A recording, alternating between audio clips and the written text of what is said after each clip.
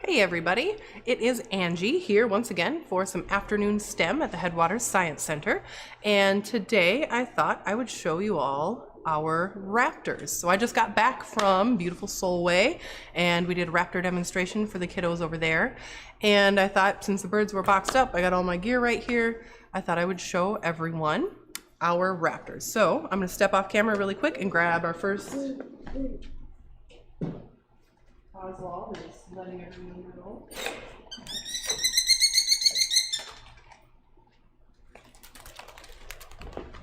All right. So this is Spitfire, and Spitfire is a Merlin. Let's see, I'm going to turn this a little bit so it's easier for me to. Here we go. All right, so Spitfire is a Merlin.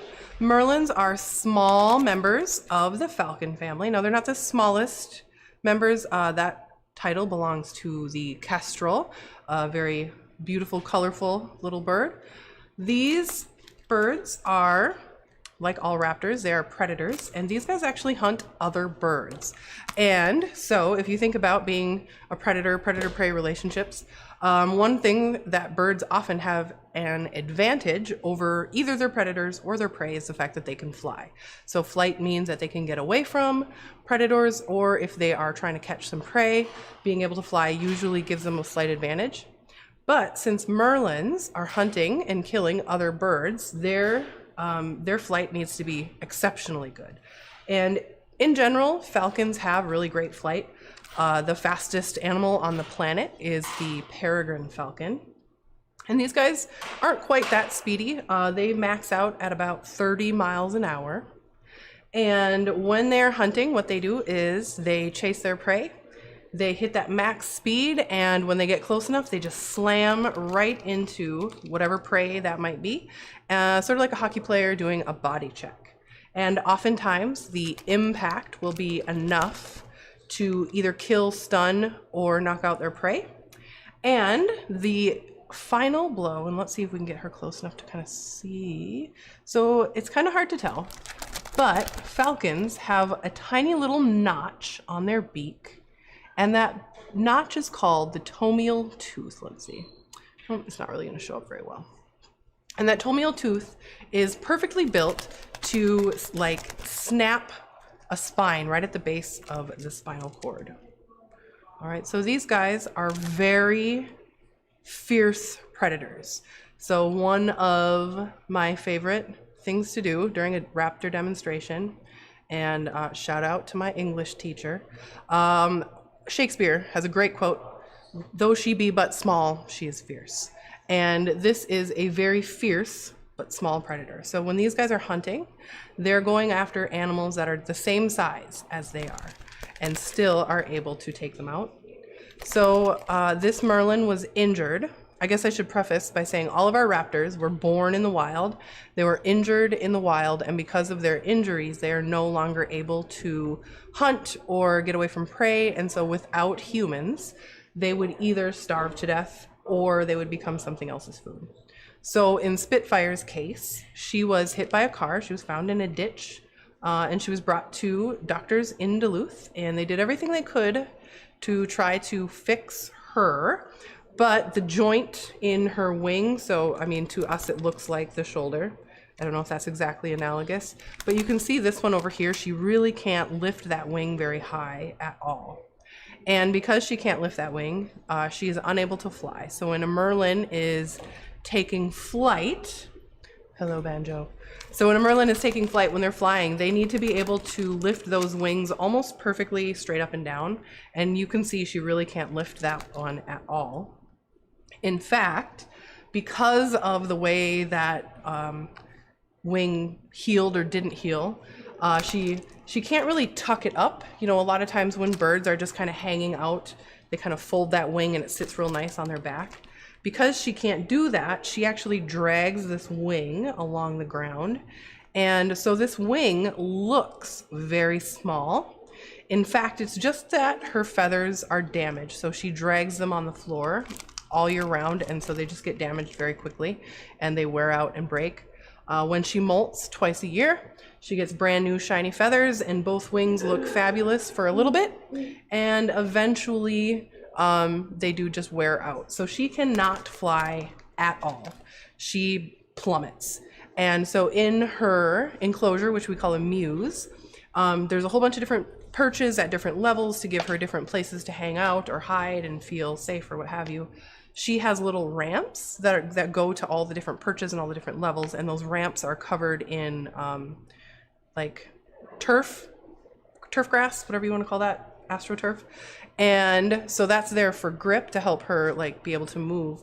But that stuff is also very rough, and so she is constantly dragging those feathers around, and so they just get damaged.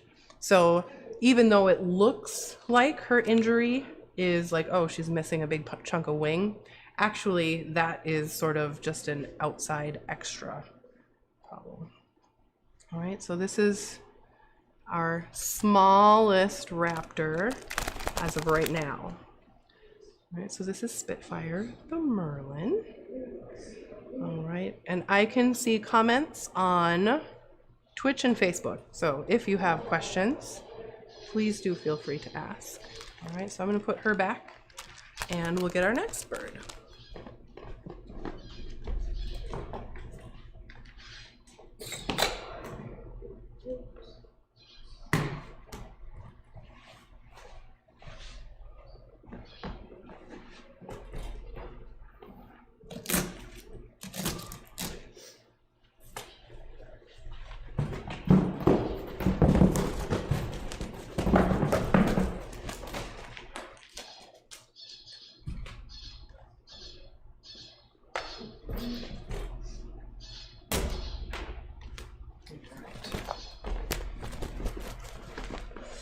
Back a little bit.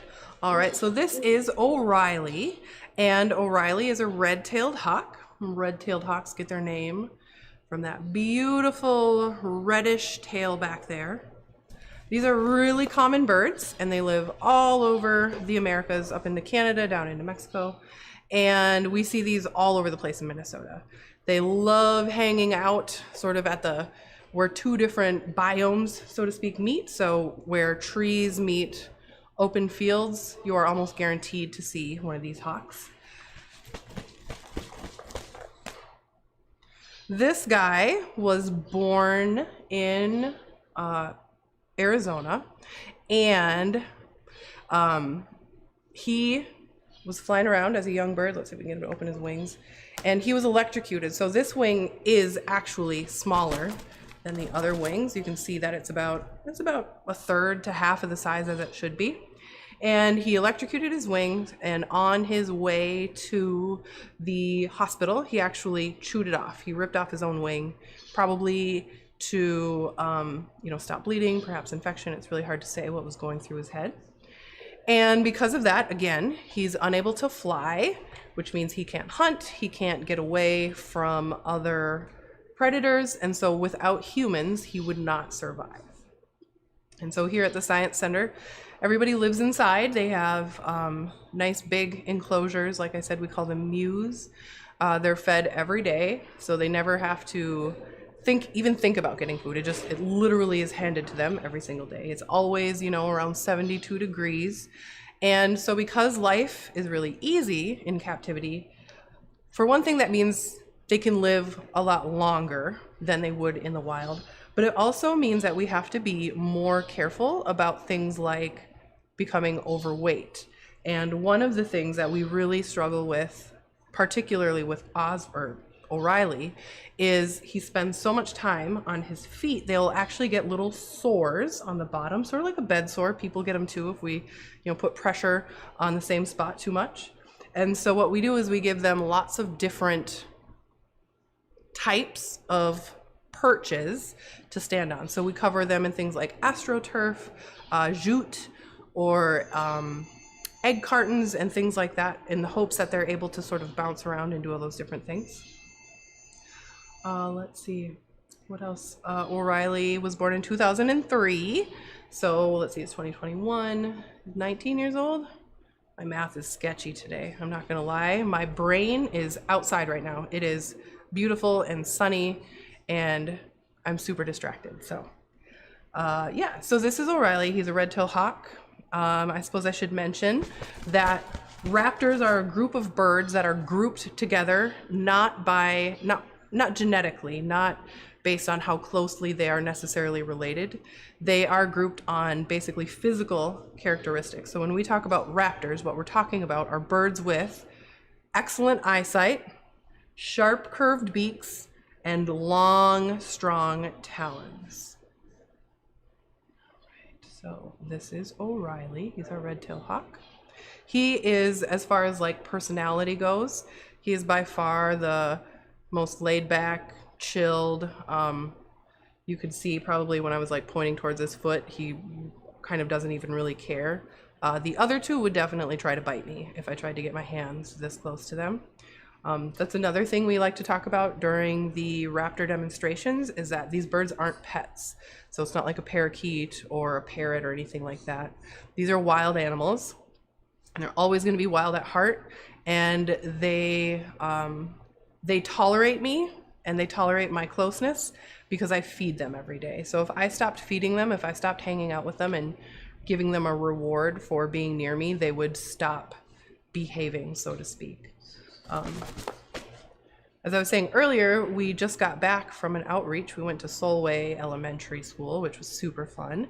And when I was getting our stuff out of the kit, you know, my props, I found an invoice from the last time we left the building, and the last time I went out to do raptors was in February of 2020, so that's a little over a year. And so I think we're all a little bit out of practice. So these guys are a little jumpy. My arm was getting a little tired and things like that.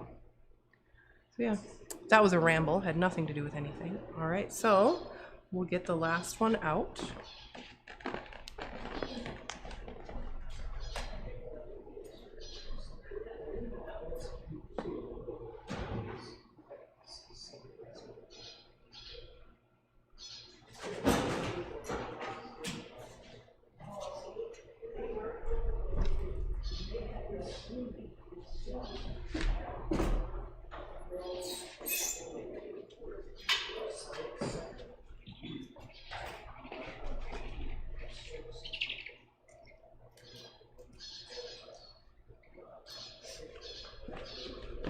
All right, now, last but not least, we have Oswald, the great horned owl.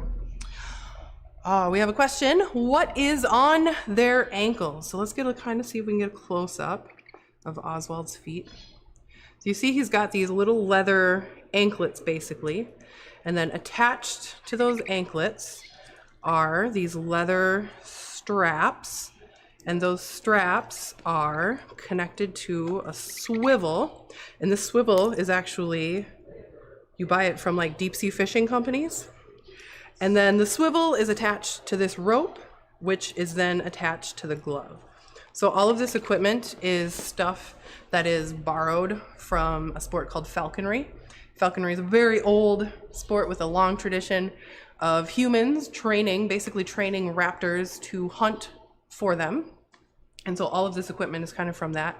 And the purpose is just to make sure the bird stays connected to me and doesn't get away. So the first two birds, they're not able to fly. And so you could argue like it's overkill perhaps. But basically this is just to ensure that I always have the bird under my control. Even if something were to happen where, you know, I tripped and bonked my head and passed out and wasn't holding on to him, he would still be connected to the glove. All right, so Oswald is a little bit different than the first two. The first two birds have physical injuries, so like their wings are busted and they cannot fly. And so it's kind of an obvious, like, oh yeah, they can't survive in the wild. Oswald is a little bit different. He has what you could sort of think of as a mental injury. Oswald is what we call an imprint. So when he was a young baby owl, he was found by some humans who took him home. You know, I'm sure they didn't mean any, you know, harm or anything like that. They just thought it would be cool to have a pet owl. And in some countries, that is legal to do. However, in the United States, that is very, very illegal. Illegal, totally illegal. We can have these birds because we are an educational institution. We have permits from the state and the federal government. We get checked on. We have to renew them and list out everything we do every year. So again, these just aren't pets. But anyhow, Oswald was found. He was brought home by some people who wanted to have a baby owl. And at some point, a wildlife rehabilitator kind of heard about this owl just sort of living at a people's house. And that rehabilitator let the folks know, number one, it's really not very healthy for the owl. And number two, he let them know, like, this is how much trouble you're going to get into if, the authorities find out. And they were like, oh, we didn't know. So they did the right thing. They gave the owl to the rehabilitator. And in the wildlife hospital, they worked with him to, get his weight up and get him ready to fly, try to teach him to, be self-sufficient. But because Oswald had spent so much of his very young life surrounded by humans, he imprinted on people instead of owls. And so even though his eyes work, his ears work, he can fly, everything physically is in order. He doesn't have like the mental capacity he doesn't know how to hunt. He is literally scared of things like chickadees. And he doesn't know how to stake out a territory or find a nest or any of those sorts of things. And so even though he's physically healthy, he is not able to survive or fend for himself. So he also kind of depends on us here at the Science Center. Now, you may have noticed what he's doing here with his throat. That's called gular fluttering. And really what that is, it is exactly the same sort of thing as like when a dog pants. So if they're getting warm or things like that. Now he's probably not like hot because it's really hot inside this building. Probably he's just kind of nervous. And so I usually tell the kids, have you ever been called up to the chalkboard? They don't even have chalkboards anymore. You get called to the front of the class and maybe you forgot to do your homework and you don't really know the answer and you're up there and you're getting nervous and you start to get warm, your heart beats a little faster. And so he's probably doing that same thing. I think he's like, girl, I have been on your glove all day. You've been talking to me all day. I'm sick of you. I want to go inside and eat. So he's probably just a little warm, maybe a little stressed out. Let's see, we had another ask, is that why his horns, in quotes, are down too? So these little tufts of feathers is indeed where they get their name, the great horned owl. They appear to be where his ears, a lot of people think that's might be where his ears are. Actually, his ears are located, so if you look at the stripe along here, if you look at the stripe right under his eye, his ears are in that general area. But we do think, we have a lot of evidence that lets us know that they probably use those feathers as non-verbal communication. So if an owl is feeling very scared, they're going to try to do two things. They're either going to try to make themselves look really small or look really big. And so when he is, like when we take him outside for fresh air, he really doesn't enjoy it. We just do it because it's good for him. It's like enrichment. And when we bring him outside, he does. He lays his horns completely flat. His face feathers get really skinny and he just tries to like shrink himself down. Now, if he were a regular wild owl who, knew sort of who he was and where he sits on the, scale of predators and things like that, he would probably try to beef himself up, make those fluffers go up really big, make his head look really big and try to look like a tough guy. So yes, he probably does move his horns in relation to his mood. Yeah. We'll get him up close to the camera so you can get a good look at his beautiful face. He's a handsome guy. Big, beautiful eyes. So owls are mostly fluff. His actual skull is probably about this big. I'm not going to because he would bite me, but if I were to like touch him, I'd probably go up to my first knuckle and just feather before I actually hit bird. Okay, all right. So that is today's edition of After School STEM. If you have any questions or comments, pupils shrinking and dilating. Yeah, I really appreciate the ability to be up close to this animal, like even though I can't like pet him or cuddle him. it is really cool to watch those eyes dilate and shrink and change size. Usually, so that they can change the size of their pupil because of light, but they'll also do it to change the distance of focus. And so sometimes when we're doing demonstrations, they're just like, whoosh, whoosh, whoosh, which is kind of cool. But yeah, it's fun to see these sorts of things way up close, closer than you would in a normal situation. Right, buddy? All right. Well, as always, thank you so much for tuning in and supporting the Science Center. We definitely appreciate it. We are open Monday, Friday, Saturday, 9:30 to 5, Sundays 1 to 5, Tuesdays, Wednesdays, and Thursdays. We are open for school groups and things like that, field trips. And big thank you to Beltrami Electric Co-op for helping fund this with their Roundup program.